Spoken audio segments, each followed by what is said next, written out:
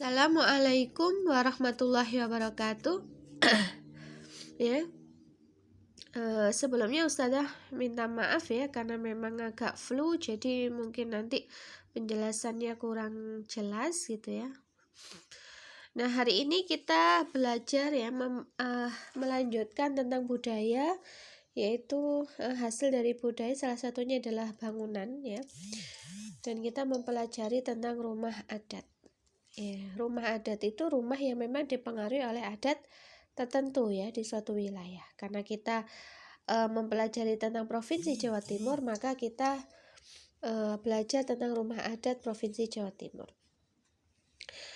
Nah, sebelumnya bentuk rumah itu sebenarnya dipengaruhi oleh dua hal ya. Yang pertama adalah kondisi alam, yang kedua adalah cara pandang manusia ya. Kondisi alam itu karena di Jawa Timur itu adalah kondisi alamnya itu tidak berbukit-bukit ya dan tidak bergunung-gunung, artinya tempat yang memang dipakai untuk tempat tinggal untuk didirikan rumah di sana itu adalah wilayah yang datar ya di Jawa Timur itu, sehingga ini juga akan mempengaruhi dari bentuk rumah nantinya ya. Terus meskipun Jawa itu ya yang di bagian selatan itu dilewati oleh sirkum ya, sehingga mudah sekali terjadi gempa, tapi sebagian besar Pulau Jawa termasuk di Jawa yang bagian utara itu jauh dari sirkum, jadi tidak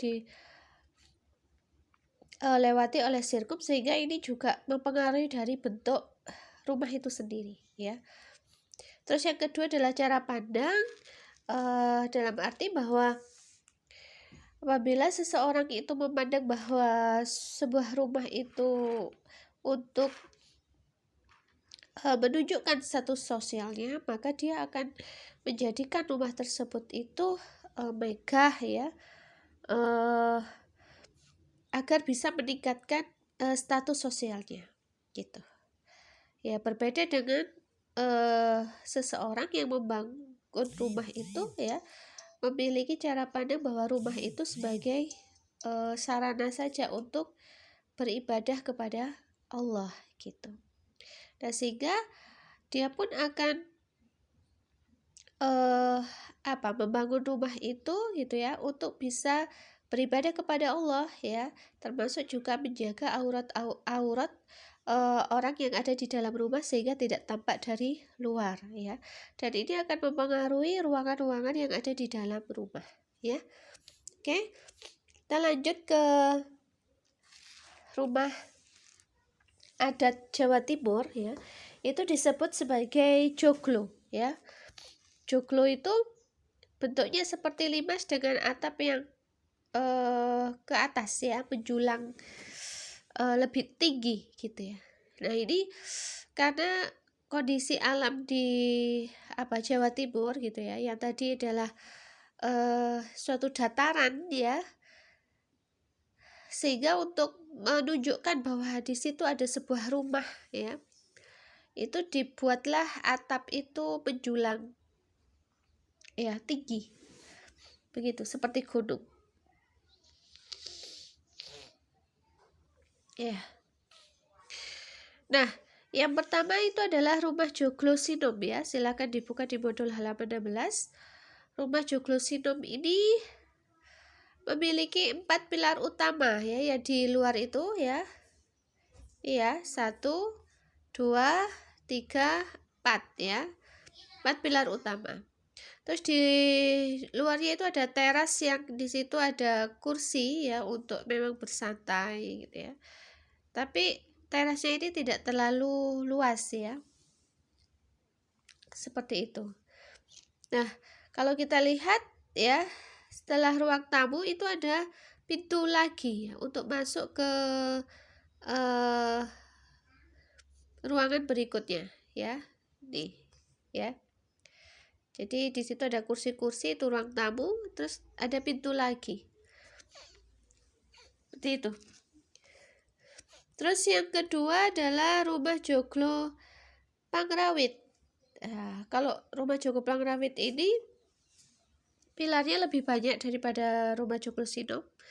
Terus juga terasnya sebenarnya hampir sama dengan rumah joglo Sinom, akan tetapi setelah teras itu ada tempat yang lebih luas ya daripada Sinom ya tadi ya. Dan ini pendopo yang itu dipakai untuk musyawarah ya, rapat dengan warga dan sebagainya. Ya, setelah itu masuk ke ruang tamu ya. Gitu. Nah, ini rumah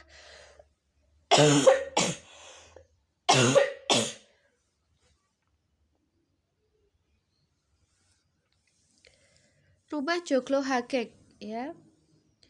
Nah, jadi dia lebih mewah, lebih besar, lebih luas ke yang bagian dalamnya gitu ya. Dan ini biasanya adalah rumah para bangsawan ya, dari status sosialnya. Jadi dipengaruhi oleh status sosial di sana. Oke. Nah, keunikan dari rumah joglo itu adalah banyaknya ruangan yang dimiliki. Jadi kalau kita masuk ke dalam rumah joglo itu banyak sekali ruangan-ruangan yang ada di sana ya. Yang pertama adalah teras ya. Teras itu ya bagian depan ini ya, yang untuk bersantai gitu. Terus setelah teras itu ada pendopo ya. Jadi kalau rumah Sinom ini lebih sederhana ya, tidak ada pendopo. Kalau rumah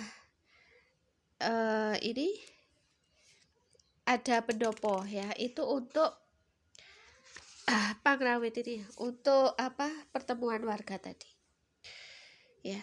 Terus setelah itu ada ruangan yang namanya omajero ya. Omajero itu adalah bagian dalam yang itu dibatasi ya oleh pintu seperti ini. Jadi tidak semua orang bisa masuk ke dalamnya gitu. Dan itu lebih privatif ya. Jadi tamu tidak bisa masuk ke situ. Dan di ruangan omajero inilah ada kamar-kamar yang memang itu dipakai untuk pemilik rumah gitu ya. Terus dan bisa bersantai bersama keluarga gitu ya. Nah, ini ruangan-ruangan yang memang dipengaruhi oleh cara pandang manusia tadi gitu. Nah, kenapa kok sampai ada cara pandang yang demikian? Karena memang kita masih ingat ya bahwa awal kemerdekaan Indonesia, sebelum kemerdekaan itu kan Wali Songo ya pernah diutus ya ke wilayah Nusantara ya, salah satunya itu ke Jawa gitu. Nah, ini kebudayaan yang dibawa ya, kebudayaan Islam yang dibawa oleh Wali Songo itu juga berpengaruh ya terhadap salah satunya adalah ruangan-ruangan ya yang ada di dalam rumah di Provinsi Jawa Timur gitu. Ya, sehingga untuk menjaga aurat bagi si pemilik rumah. Juga untuk bisa melindungi baik dari panas, hujan maupun dari binatang buas. Ya, termasuk juga untuk bisa berkumpul dengan keluarga.